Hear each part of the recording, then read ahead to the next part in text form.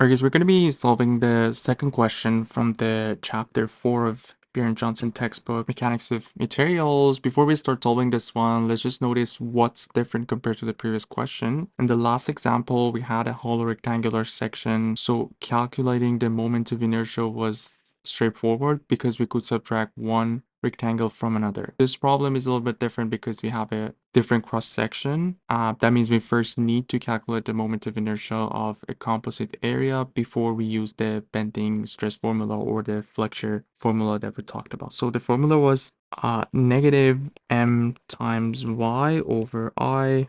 Moment of inertia would be I, and again the negative sign is for the sign convention that we talked about in the previous video. So make sure if you haven't watched the previous video and you feel like that there should be some more background, the beginning of that video is all the backgrounds where these formulas are coming from. So whenever you have an irregular cross section, which is the case in here, we have something like a plus sign.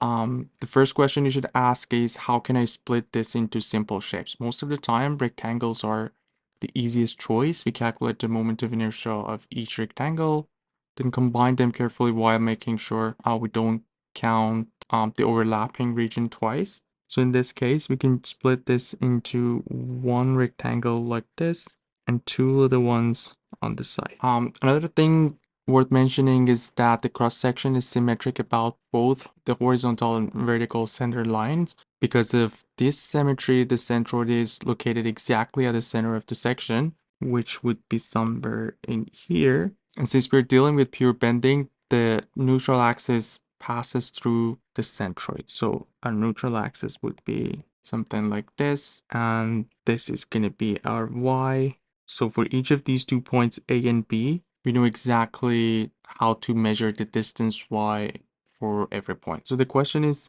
exactly the same as the previous question. We have to determine the stress at point A and point. So everything is already given in this. We have the moment. We can figure out y pretty easy because now we know that our neutral axis in here. We just have to find those distances for those 2 points A and B. So for the I, what we're gonna do, we're gonna find the moment of inertia of 2 different sections. One of them is this, which we call it I1, and the other two we can call it 2, and this one would be the same. So because we have 2, I'm just gonna do 2 I2, or you can call one of them 2, the other one 3, so I2 plus I3, but because they're the same, I don't want to write it twice because it's exactly the same. So again, the roadmap for solving this problem is simple. First, we have to find the centroid, which symmetry gives us immediately. Second, calculate the moment of inertia of the composite section, which is what we're going to do in the next step. And the last step would be determine the y distance for both A and B. We're just going to put everything in this formula, and that's pretty much it. So we talked about the moment of inertia of the rectangle is going to be 1/12 of B times h cubed. So 1/12 of 1, so the base is going to be this much, which is 2 inches. So 2 inches times h is going to be the height, which is 2 plus 2 plus 1.5. So it's going to be 5.5. So let's just calculate this one. 2 times 5.5 to the power 3 divided by 12. That's going to be 27.73 inch to the 4. And now we're going to do the I2, 1/12 of B h to the 3. So the base is the same. It's going to be 2, but the height is different now. The height is the 1.5 inches cubed. So let's see what we get. So this is going to be 0.563 inch to the 4. All right, now that we have this, we have to keep in mind that we are interested in I, which is basically 27.73 plus 2 of 0.563. That's going to be the I that we're looking for. So basically this value times 2 plus 27.73. It's going to be 28.86. So now we have everything in this formula. We just have to plug in those numbers for A and B. Negative, the moment is going to be 25 kip. So if we go with kip, at the end, we're going to get KSI for the stress. So you just have to be consistent with the units, and we can do kip to pounds. We know 1 kip is 1,000 pounds, and at the end we get PSI.